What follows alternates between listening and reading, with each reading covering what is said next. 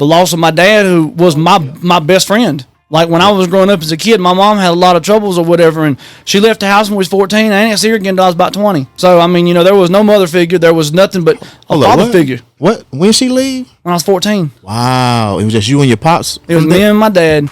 I took care of him. He fell out of a tree stand in a hunting accident. He broke his foot, messed his leg up, and messed part of his back up. Right. So he was basically limping his whole time. I would take him to orthopedic doctors, surgeries, anything he needed to go through with me. So did mom go before or after the accident? Well, it was kind of fucked up, really. He had the accident, and he was like me. He was the money maker. He was the top dog. He would roll hours on top of hours, big checks, doing good. When all that kind of dried up, you kind of started seeing her fading and having, like, I guess you want to call it mental episodes. I'm not going to disrespect that because people have them, but we never believed it because you're fine while we're making plenty of money, and you ain't fine when we ain't. So what's the factor here? The Highest Point Podcast. More than a pod, it's a lifestyle. Yo, welcome to the Highest Point Podcast. This is a show for everyone who's willing to put in the labor to be greater and reach the highest point. Now, speaking about reaching the highest point, ladies and gentlemen, we have a very special guest in the building. I'm talking about a man that's been through the ups and downs, and he found a very unique and authentic way to put it in music. And I'm talking about country rap. We got none other than Mr. Coalman in the building, man. What's good with you, my brother? What's going on, my man? Hey, man, not much, man. Really glad to have you on the show. We appreciate you joining us, and we just looking forward to getting to so much of what you got going on, man. But one thing about our show is, we like to focus in on the journey of our guests, because so often people see the end result and have no idea about the sacrifices you made, the things you've been through to get you to be the man you are today. The struggle to get you to climb to the top of the mountain. Exactly. To reach the highest point. Y'all already know, man. So I want to start off first, kind of get some insight about, where you're from and what was your family dynamics growing up. All right. Well, where I'm from I'm from a little small town in the backwoods of Virginia. Martinsville, basically, just a little, small town behind Martinsville. Mm-hmm. Growing up in Virginia my whole life, but had deep ties to West Virginia. Virginia bloodlines is all running through me. And you can hear me reference West Virginia, Carolina, Virginia in all my songs because those three states hold something very special to my heart. My bloodlines came from West Virginia. My parents moved away from the coal mines of West Virginia to come to Virginia for a better life. They got down here, they worked and did their thing. My dad bought a beautiful home. I came along. And then when my work career began, it's like, you know what? You can either do this or you can either do that. Is college in your future? What's in your future? And I was taking care of my dad because he was sick at the time. So I said, you know what? Screw it. I'm not going to college. I'm here for you. You was here for me my whole life. So I basically stepped up and went into the cotton mills, the old cotton factories, dirty cotton, and worked in cotton factories for roughly 5 years, 12-hour shifts, about 50, 60 hours a week. Came out of that, went through the extrusion factories at Danville, didn't really care for that. After I got out of that, I went into a chicken plant and became a mechanic right off the bat. And I worked my way up through the mechanic ranks. I'm working on a new rank now. But just like you're saying, man, always gradually grinding to get to the next best thing, to get to that highest point. The point is where we got to get to. And it's a struggle to get there. It ain't easy. Nobody better believe it's easy, because if it's easy, you ain't doing something right. It's no way you're going to really reach a peak and sustain that unless you had to go through something in life. Yeah. That's what I seen, because most people that are just giving something, they don't have that appreciation. Exactly. For it. You know what I mean? They're easier to blow it than we are. Right. Like they're going to blow it like, oh, money. Oh, I don't care. I've had this before. Looking at us, how I've struggled. I've worked in cotton factories. I've made low pay for a long time. I finally get up as a mechanic, start making decent pay. Then my wife gets, me and her, we get married. And it turns, we're getting a little boy on the way. He's born. You're looking like, man, I'm the only one working right now. I got to step up even more. 50 hours ain't enough no more. Let's go to 60. Yeah. Let's go to 65. How many hours can we really struggle through? How far can we really push this thing? Right. And keep pushing until finally you're like, you know what? I still got more in the tank. Absolutely. I never give up. I never back down. I got more in the tank at all aspects. That right there, for the viewers out there looking, listening, whatever you're doing right now, that is why in a 1 year period, I have released 5 projects, 3 albums, and 2 EPs within 1 calendar year. Started at July 21st of last year is when I dropped Cotton and Coal. Yeah, that's absolutely. when it dropped. Yeah, man, that's dope, man.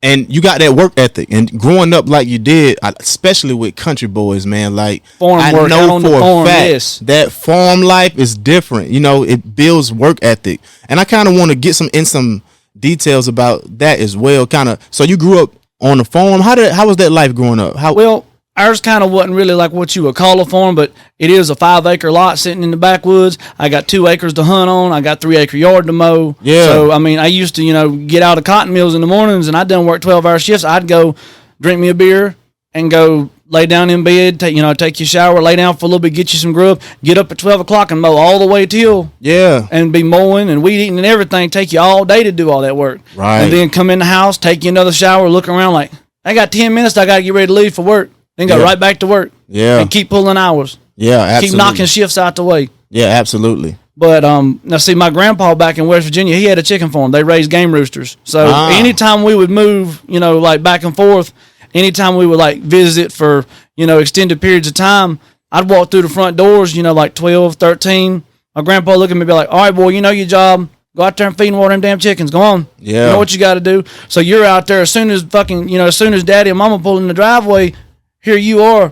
Feed chickens, water chickens, get the dog straight. I want weed eating done beside the outhouse. I want this done. I want that done. Right. You're constantly working. You don't know how to sit down. I'm still to this day, I can't sit down in one spot for long. I got to be on the road. I've got to be on the move. Yeah, absolutely. Absolutely. So that demographic where you grew up in Virginia, now, was it a very diverse place? I mean, because I know when I grew up in high school, man, my high school was probably easily predominantly 80% black. So ours had a very good mix, actually. Oh, yeah? It was kind of like maybe a 30-40 mix, kind of. I mean, like you had, I don't even want to say more, but you had about the same equal as white and black. Then you had some Mexicans, some people from overseas. We was a very diverse high school. Yeah, very diverse upbringing. So that's why really it's like everybody's like, well, you do country rap. Do you stick to one certain thing? I'm like, look, I don't want anybody to think anything about me because I do not care what color you are. If you're cool with me, I'm cool with you. But if you, shit over me, then I don't have nothing for you, no matter if you white like I am. Exactly. I don't care. I don't go by your skin color means nothing to me because I'm just going to say one thing that puts it in my perspective. God put us all here on the earth for a reason. We all human beings. Mm-hmm. That's a fact, man. That's a fact. And I asked that question because a lot of times people may get it twisted like that. When it comes to that country life, it's so much of us that's growing up doing those same type of things. I grew up at my grandma and grandpa's house. We had that farm life. I'm very used to that. And it helped me have that work ethic that I have today. And when I'm listening to you tell your story, I see a lot of things that was parallel in my life growing up. You know what I'm saying? Exactly. So also when I listen to your music, I'm like, yo, he's saying a lot of the same things that I talked about, but it's just to a different tune. Yes. You know what I'm saying? Well, that's what country rap is. We want to take the best of both worlds and mix them together because if you look at the demographic, country music is hot. Yeah. But rap is also hot. Right. So why would you not blend the two hotnesses together and make something twice as hot? Yeah, absolutely. I don't really categorize 100% as country rap because I like to do country songs too. If you listen to something like Mama Praise or another song I did, Keep Pushing, they're strictly country. There's no rap at all in them. Yeah. And then you listen to some of my faster stuff, like especially off my new EP, Keep the Party Going. That song right there is just like you're giving a good kind of summertime vibe, and then all of a sudden you just snap right into the rap. I mean, it's kind of it's kind of different, but I like different because when I was growing up as a kid, I had all kinds of musical influences. Right. And people think, oh, you grew up in the backwoods. You had to be listening just like Hank Williams or Johnny Cash. That's not true. Right. I did listen to Hank and Johnny. Of course I did. Merle Haggard, Waylon Jennings, the big dogs of country. But we also listened to like Jason Aldean, the newer country. Luke Bryan. Okay, it came into the times when we were going to West Virginia. Grandpa was old school. He didn't like the new country. We listened to bluegrass. Ralph Stanley, Jimmy Martin, Lester Flatt, and Earl Scruggs, the old banjo-picking music. Right. The folk music. So then it comes back, we come back home or whatever, and my dad, he's driving around his little S10. He's got his little system in it, and I can remember being like 9 or 10 years old, and he puts a Tupac CD in. Yeah. And that's when I heard Tupac's God Bless the Dead, and it's like mind-blowing. Right. And then all of a sudden, my dad was more of an upbringing kind of person, so really, Tupac kind of laid behind Biggie for us a little bit because Biggie had that party feel, the big pop. Right. I'm happy, I done made it, I got the life going. But when you get in that kind of like, man, I don't feel good, I need to listen to something that's spiritual, like Pac would come through, with any one of his songs, and I could just relate to that. But people's like, so wait a minute, you're like Biggie and Tupac, and then Ralph Stanley, and then, I mean, wait a minute, where are you going with this? I said, it's a mashup, it's a mix. Right. Yeah, and it's all about the message too. Yes. It don't and matter. when I wanted to make my music, I know that, like, there are two artists that in country rap, they're big to me, Colt Ford and Ryan Upchurch. I'm wearing a Ryan Upchurch shirt right now. But Ryan Upchurch is my guy, Holla Boys, Creek Squad. I live it. I love it. Yeah. But the thing about it is, I love how they can take that message and have that hard trap ass beat, but throw them country lyrics. I remember the first time I ever heard a song like that. I heard Colt Ford's Mud Digger. It blew my mind because I'm thinking like, wait a minute, this beat is hard as hell. And then hold on a minute, he's talking about mud trucks. Right. He's talking about country girls with big fat butts jumping up in the truck. He's talking about drinking moonshine and tailgate the truck, but it's all to a rap beat. This is fascinating. Yeah, for sure. Hey, when you was talking about like your grandpops, like they would listen to that old school country, they didn't listen to kind of the new school. That again sounds a lot like, when I was growing up, like you would hear them old school people say, hey, look, man, turn that racket off. That ain't no real music. Do you all still experience, did you experience those type of things as well? Well, we just have so much respect for him being kind of, see, my grandma was really the patriarch of the family because my grandpa was like a stepdad to my dad, so we wasn't really blood related, but it still was pawpaw to us. And, we just had enough respect from my mom and for him not to come in playing anything like that. Ah, okay. You know what I'm saying? Like when we was in the trucks and we was driving in, hey, we probably was bumping Biggie all the way across the West Virginia border. Right. But when we got to Yeager and Avondale, we know time to turn it off. Everybody turn that down. Let's put some good music on, or just don't play nothing at all. Get out of the truck, give everybody love. Right. When the party starts flaring up, grab that Ralph Stanley CD, grab them Stanley Brothers, grab Flats and Scruggs, grab that old banjo picking. Yeah. And then, hey, we'd all be out in the barn dancing. So, I mean, you know what I'm saying? Yeah, I feel you. They had the banjos out strumming, and back in the day, these old boys, the Clevenger brothers, they actually used to play banjos and fiddles and stuff, and they'd be out there strumming. Everybody be just flat-footing and cutting the shine, having a good old time. And you're a little itty-bitty kid, and you're like, this music is cool. Yeah. Man, it's so much similarities there. Because I wanted to ask you, what do you think was the differences between country rap and traditional rap? The lyrics, basically. It's not the beats, because it's been done quite a few times. You can take a rap beat and remix it country. Like, I'll give you a great example right now, and of course we're not going to dive into it too deep, but if anybody wants to check it out, his name is Lenny Cooper, and he does a song called Black and Camo. It's a remix to Wiz's Black and Yellow. But all he talks about is the camo. We're riding around, we got our Wranglers on, we got our, dip in our britches, Copenhagen. He's talking the countryest shit in the world, but over Wiz's original Black and Yellow beat. Right. Mud Digger was actually like that. Mud Digger was a remix. Right. They took a beat that they found from other well-known artists and turned it into, let's turn it country, guys. Let's do a Mud Digger. Yeah. That's what they did with it. That's how this all blended together. Right. So when you think back on, growing up, what are some of the most important things to you that was instilled in you growing up in the country? And also, what was some things that may have been the most challenging? Work ethic to start with.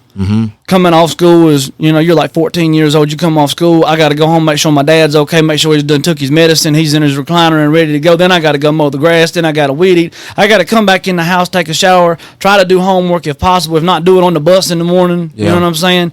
Hard work, that ethic of, I can remember every time growing up as a kid, he would say, son, nobody should ever have to give you a damn thing. You should be man enough to go get it. If you don't get it, you don't deserve it. Right. Yeah. And stuff like that will stick in my mind forever. He's been gone for nearly 3 years now, but his words can still replay in my head over and over on a daily basis. I can speak to my son in that same manner. And my wife, who didn't even get to meet my dad, says, you know what? From the way you talk about him, your daddy's still living right now. Yeah. That's a fact. That's a fact. So, yeah. And that sounds like the work was the most challenging, but also that work was the most fulfilling for you too, because I think it the helped work you was so the most much. fulfilling, not the most challenging, because I love to work. I'm So one of those challenging? people.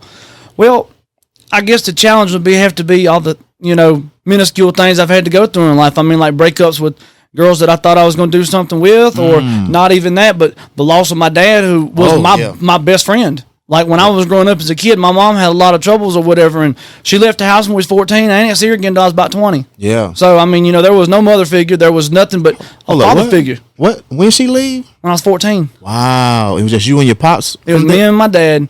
I took care of him. He fell out of a tree stand in a hunting accident. He broke his foot, messed his leg up, and messed part of his back up. Right. So he was basically limping his whole time. I would take him to orthopedic doctors, surgeries, anything he needed to go through with me. Yeah. I was driving. I was doing it all. 16, 17 years old, balancing high school and that. Yeah. Get out of high school, I started my own yard care business. So I'd be mowing during the days. He'd be like, hey, I need to go here. So I'd say, all right, today I'm not going to mow. I'm going to take you, do our thing. My dad was my absolute best friend. If I had to pick anybody to have back, it would be him. 1,000 to 1. So did mom go before or after the accident? Well, it was kind of fucked up, really. He had the accident, and he was like me. He was the moneymaker. He was the top dog. He would roll hours on top of hours, big checks, doing good. When all that kind of dried up after the disability factor started coming in, and, you got to, hey, we're going to have to readjust our life. I don't make big money no more. I make good money, but I don't make the big dollar. I'm not the big dollars no more. Right. You kind of started seeing her fading and having, like, I guess you want to call it mental episodes. I'm not going to disrespect that because people have them, but we never believed it because you're fine while we're making plenty of money, and you ain't fine when we ain't. So what's the factor here? Yeah, that's. But anyway, she finally cut out when I was about 14, maybe 15, and I had no communication with her till I was probably, I'm going to be honest, probably 10 years. I was probably about 26 right after my dad dies when she got in touch with me from a facility she was staying in. And I still didn't want nothing to do with her, really. Yeah. But I did because I know that I was having a family. Yeah. I know that I was getting married. I know that I had babies on the way, so I tried to bury the hatchet best I could. Yeah, for sure. I still have respect, but it hurts to the day. Yeah. I mean, I know that hurts, man, but even going through that with your mom and your father, that whole chain of events, how did you come to a place where you could even trust a woman to even marry her? My dad, basically. He set me down one day. I probably about literally the last 6 months before he died. And he was like, son, you're a big guy, you're strong, you work every day, man, you got everything. He said, look at this beautiful house you got. He said, you almost got this thing paid for. Look at you. Yeah. He said, you got 3 cars sitting in the driveway, they're all paid for. He said, you're rolling, boy. He said, it's time to stop rolling and get you a family. He said, get you a good girl and settle down. Make your life. Make you some kids. You got what you want. The materials ain't there anymore. You don't need no more materials. You got enough materials. He said, the best material you can have is either a son or a daughter. Your daddy was dropping bars. He wasn't even rapping. I know. Like, that's some real talk, man. That's some vital information. My daddy was an old school man. He was born in 1962, December the 31st of 1962. He was the original party animal. That's what he called himself. Born on New Year's Eve. He said, I'm the original party animal. There'll never be another one like me. And swear to God, there ain't never going to be another like him. I know that's right. Man, I love that, man. And the importance of fathers are so important. I mean, we just leaving June, Father's Day in there, and I just want to say condolences to your pops, because he sound like a wonderful man, and he's I a very can tell wise man. Your light is still in you. To only have a 10th grade education, he was a very wise man, wise beyond his years, wise beyond education. Yeah, education meant not shit to him. Work, right. That's what meant everything to him. He'd look you in the eyes. Education will take you so far, boy, but work will take you farther. That's the truth, though. So what's some game he maybe instilled in you that you want to be sure to pass on to your kids? Well, I really want to pass the same thing along to my son, and we are having a little girl here in the next couple months. Congrats! So we're September she's supposed to be here, our next little baby, and I want to instill in both of them. It's like me and my wife. See, we get along so well. It's probably one of the best marriages you'll ever see. And I know everybody says that, but I mean it from the bottom of my heart. I love that woman to death, and all I can really say is we get along on such an atmosphere. Such a connection that you're just like, wait a minute, how do y'all two link up so good together? We all made for each other. You had to be. We want our kids to be workers, yes, but also educated workers. I missed out on the chance to go to college. Unfortunately, my wife missed out on the chance to go to college due to circumstances in her life. Right. We are instilling heavily education first, work second, but never let one over prioritize the other. Don't think because I'm smart I ain't got to work, or man, I'm dumb as a box of rocks, but damn, I got to work to death. No, you don't. It's all how do you play your cards in this game. The world is like a game. It's like we're sitting at a card table right now. You got your cards, I got mine, man over here's got his. Whoever the winning hand is, he may not be the winning hand. If he can outbluff you, then he may have lost, but he outbluffed you. Don't let nobody outbluff you. Always keep your head up and keep pushing forward.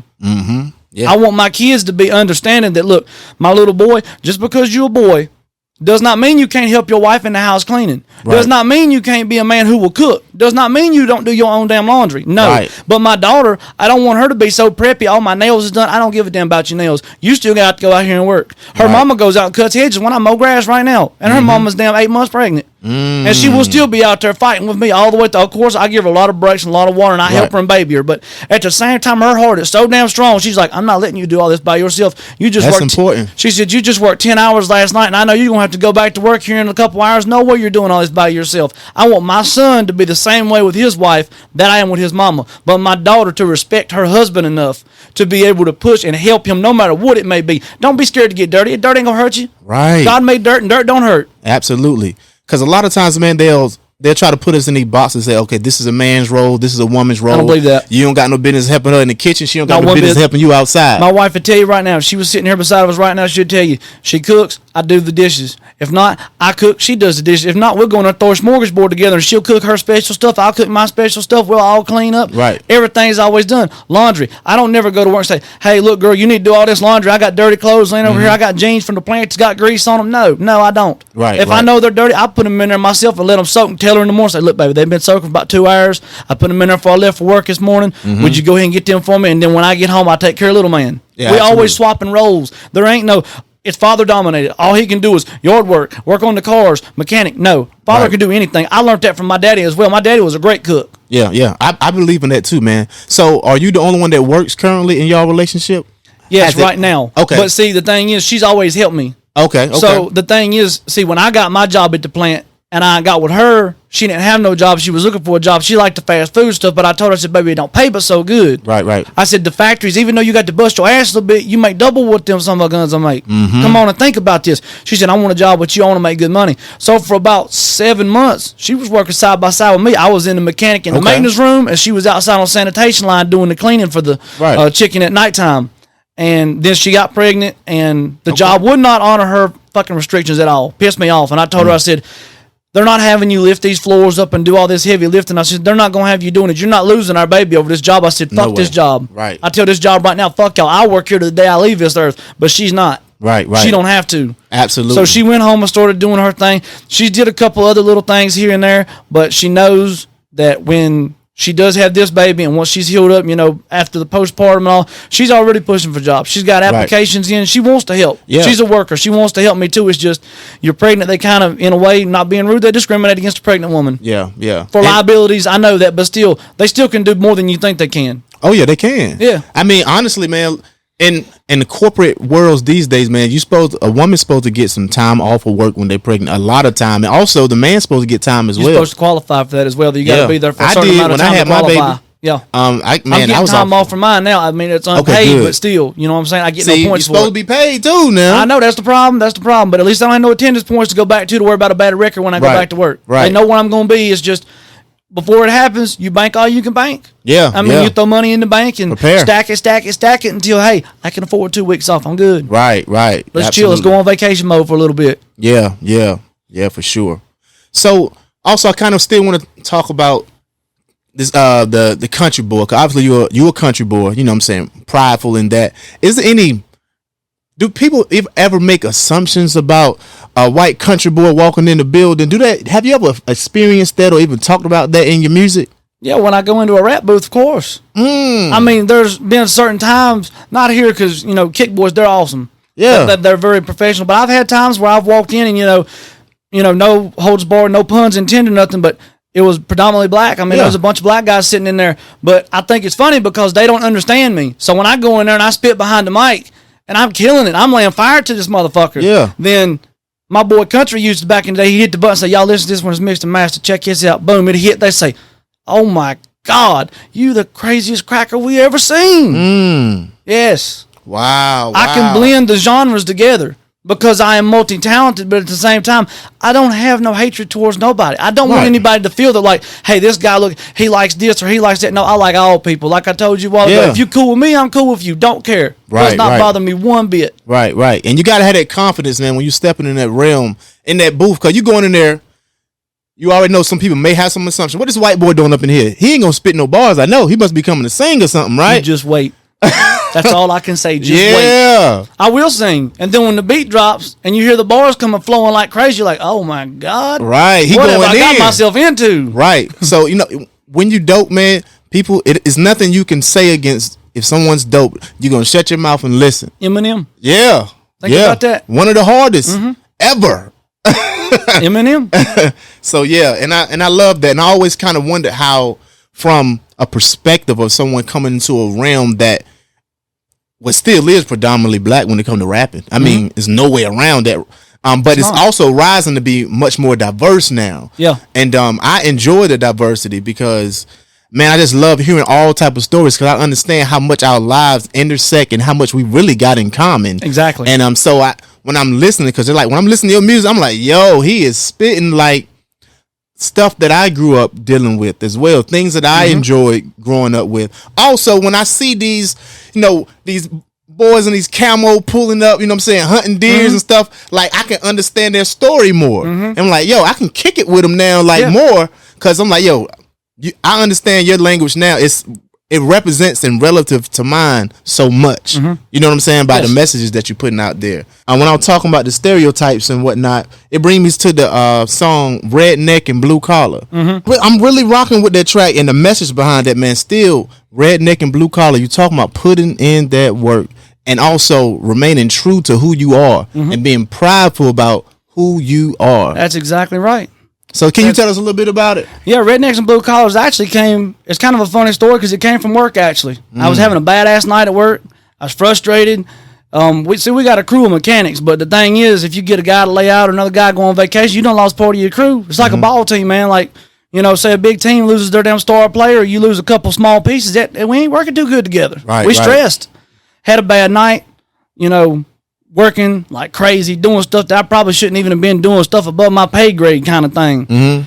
And I went to lunch. I get a 30-minute lunch break, and I went early. I said, I'm going early. I'm tired of fucking with this shit. So I went to lunch, and I sat down, and in my head just kept going, got a redneck and a blue collar. I'm like, wait a minute, what is that? Okay, hold on, let's work all that. So I went and clocked out to go to lunch, and I went and I heated my food. I had a big plate of spaghetti, and I was eating, and the whole time I'm sitting over eating with one hand, typing with the other on my phone. And I swear to goodness, that song came to pass within about a good 45 minutes. Then I'm like, damn, now I need a beat. So I went to Jake Angel, which he's one of the biggest producers I use. I use a lot of Jake Angel beats, especially my EPs love Jake Angel. My brand new one, Keep the Party Going. The brand new EP I just dropped on July 4th, matter of fact. All Jake Angel. So I go to Jake's page, I'm checking and everything's cool. I find it. All of a sudden, it's like, I'm like, hold on, we can work with this. So I throwed it down, and I practiced it a couple times, and I called Kick Boys up. I'm like, I got this track, it's got to go. Of course, I never went with just a 1 hour session. I'd go with like 3 because I want to knock some work out. Let me get like 4 tracks done. I know we can do it. We can do miracles over there. Right. So he's like, all right, yeah, sure. This was the first time I ever went to him too, because country had just shut down. So I had to have a new studio, and I come and found him, and I'm like, I said, all right, Coleman, look, whatever you do, go in there and give him the baddest fucking track you got right off the bat. Oh, yeah. Don't give him one of your good ones. Don't even give him something that may be like a filler track. Give him the baddest motherfucker you got. So I went in there, and he's sitting behind the booth. He's like, so what are you going to do today? So I told him the beat or whatever. He's like, it's kind of a wild beat, man. What are you going to do with it? I said, it's country rap, dog. Just hold on. Yeah. And so right off the bat, it comes out with the bars. Got a redneck and a blue collar. I'm fighting for a check and trying to make $1. Enjoying life in the hills and life in the hollers. If you want to find me, go way down yonder. He looked at me like, hold on a minute. And then the beat dropped. And I said, hold on, play it back. I want to hear that. I'm going to throw the bars on top. He said, the bars? I said, yeah, just wait. So then it comes in that first damn set of bars, and I'm like spitting like hell. We get it all the way done, finished up as much as possible. He wants to mix and master, do his thing. He's like, I'm going to do it. I'm going to play with it. So he does. I go out, go to the bathroom, go get a bottle of water, come back. And when he plays it and I hear it, I said, that's the hit. That's the one. That is what I wanted, was a Southern blue-collar working anthem. Right. An anthem that you guys can walk around and play. Hey, I'm a redneck. Or maybe I'm not a redneck, but I got a blue collar. It don't matter. I'm a hard worker just like you are. Don't matter what part of the country I come from. I work hard as you do, bro. Right, so, for real.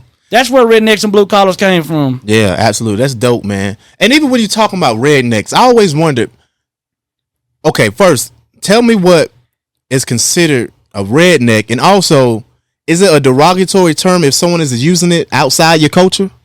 Subscribe now for part 2. The Highest Point Podcast. More than a pod, it's a lifestyle.